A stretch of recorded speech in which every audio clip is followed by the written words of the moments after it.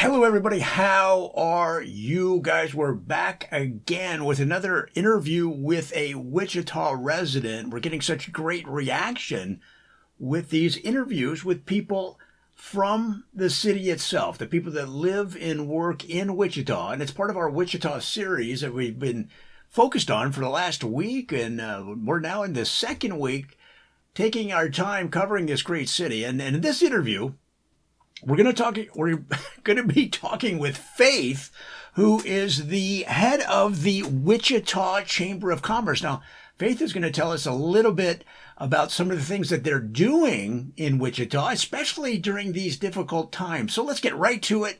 Folks, here is Faith from the Wichita Chamber of Commerce. Faith, how are you doing? Thank you, Joe. Thank you. This is so exciting to be able to get the word out about the great things that we're doing here in Wichita, because a lot of people overlook the markets in the middle of the country and in the middle of the list of cities. But really, we are the building blocks of this great country, and I'm just so glad to be talking to you today.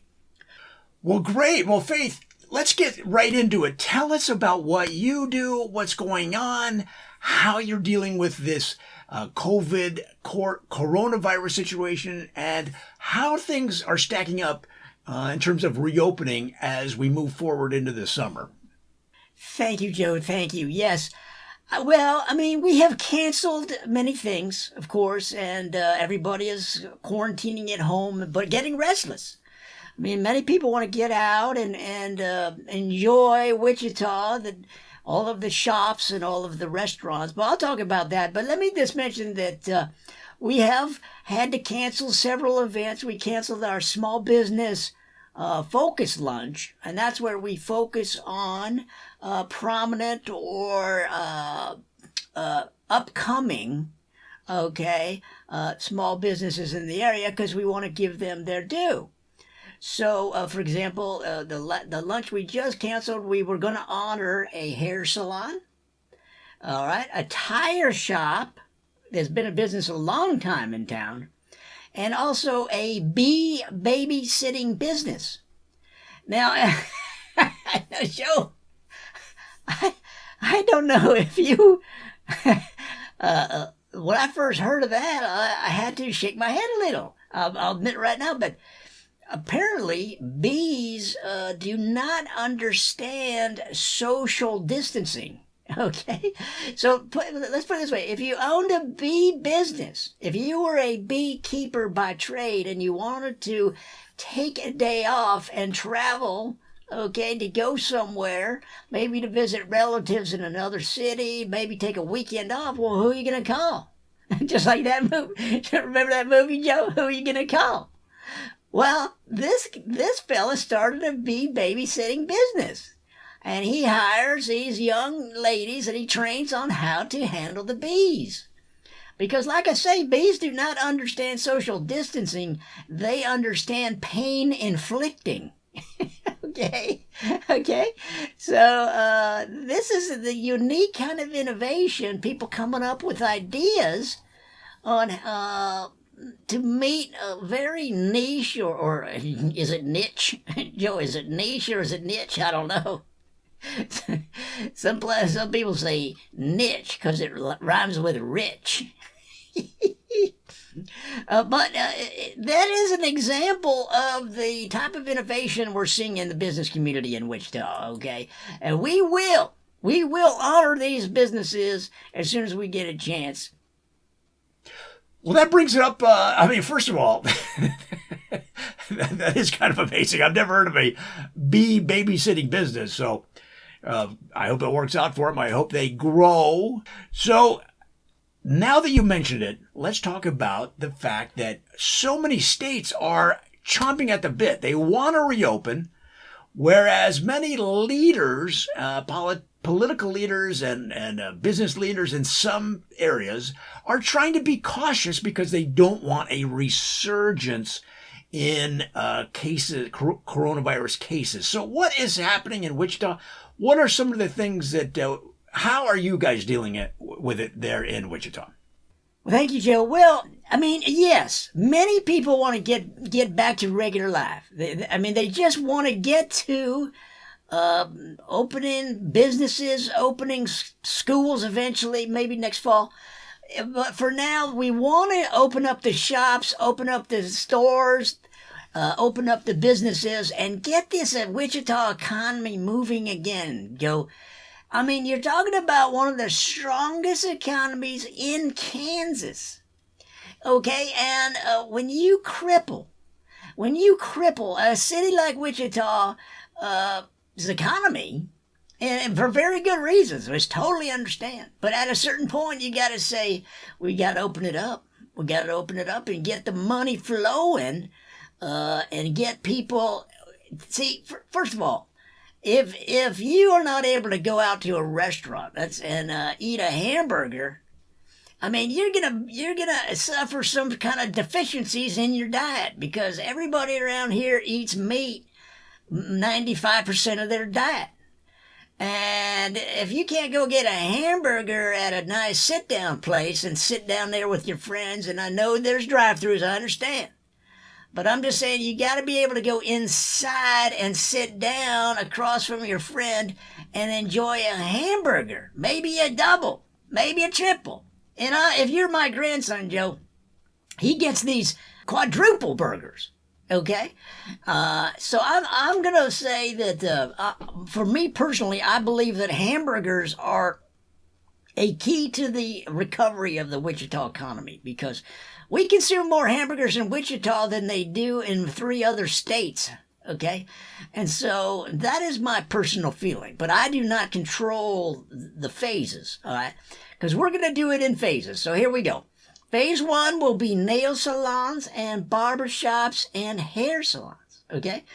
Hair salons, barbershops, and nail salons. All right, Phase 2, bars and restaurants. That's the one I want, Joe. Bars and restaurants. That'll be Phase 2.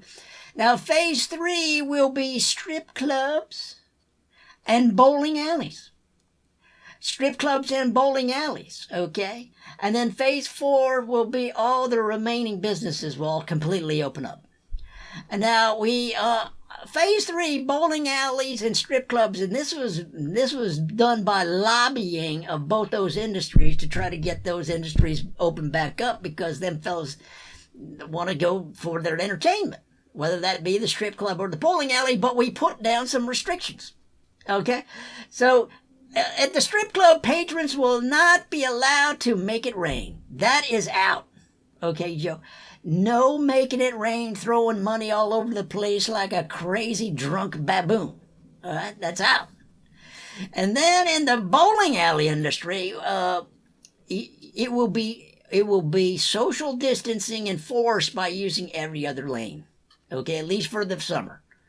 Every other lane. Now, Joe, see, I don't know about you, but I mean, I'm such a lousy bowler, I was using the other lanes anyway, because I would shoot the ball over the gutter in my lane into the other lane, and they kicked me out every time. So this would be a good one for me. I'm telling you right now, this would be a good one for me.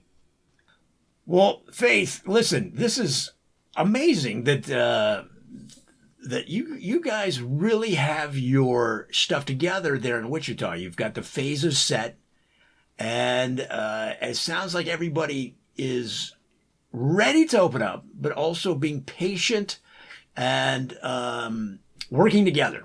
It doesn't seem like there's a lot of animosity, a lot of people at each other's throats like you see in social media and on so many news stories. So kudos to you in Wichita for that, because that is really impressive. Well, yeah, thank you, Joe. I mean, thank you. I mean, see, we are committed to small business in Wichita, and business in general, and small business in particular. I mean, we have one of the fastest growing tech sectors in the state. That includes, for example, a company that made an app called Follicle Frenzy for men. Follicle Frenzy. It tracks your receding hairline, your male pattern baldness. It tracks it, and it allows other users on the app to bet when you will be completely bald. I mean, that just shows you some of the innovation going on in this town. I mean, Joe, last week I talked to a startup called Bovine Fit that is teaching cows who, let's be honest, most of the time they're just standing around. Then that can't be good for their fitness. So Bovine Fit teaches cows how to stay fit and healthy with very simple exercises. See, now this is not in a high tech, okay? It's more of a educational startup, okay, or more of a personal training and fitness. Or see what I mean? But sometimes simple ideas are the best, Joe. And finally, one that comes to mind is an education industry company that developed a quarantine teaching method in case we ever have to go back in quarantine. And God knows, in this world, Joe, with all them viri flying around, we might have to. So they, quarantine teaching method, they use a van covered with a special paint that acts just like a chalkboard. And they drive it up to your house and teach the kids from out on the street, or if you allow them, from the driveway. The kids just look through the window with binoculars. These are the kind of great ideas, Joe, that I'm just so happy to be involved with here in Wichita and get the word out to your viewers and readers, and I appreciate the opportunity. Well, no, we appreciate it, Faith. Those are some amazing companies. I agree with you. I think it's important to get the word out about what's happening in Wichita, because a lot of people just don't know that much about this city. So hopefully this program and this video will help. So again, I appreciate that. There she goes. That's Faith from the Wichita Chamber of Commerce, everybody, telling us all about the things that are going on in the small business space there and the startup area, as well as how they're handling the reopening of Wichita in the state to from the quarantine into hopefully soon full business, depending on how their phases take place. So they sound really organized, and we thank them for that. Well, guys, that's the interview. Come on back. We got so much more going on in Wichita. Thanks.